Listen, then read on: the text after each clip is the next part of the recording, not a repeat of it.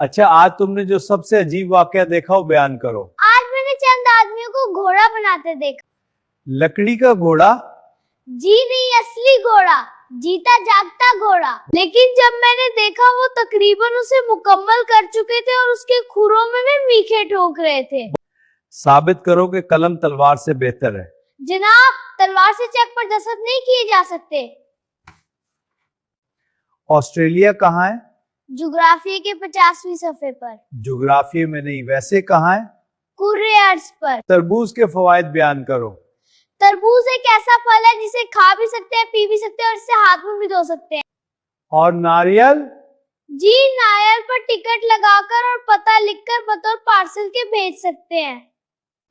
अच्छा, हुरूफे इजाफत क्या होते हैं? हुरूफे इजाफत वो होते हैं जो इजाफत करते हैं और जिन्हें पढ़कर कुछ और लफ्ज याद आ जाते हैं।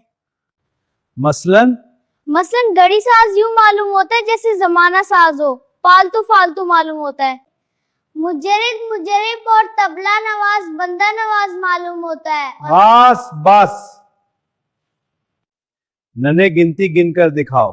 1 2 3 4 5 6 7 8 9 10 गुलाम बेगम और बादशाह।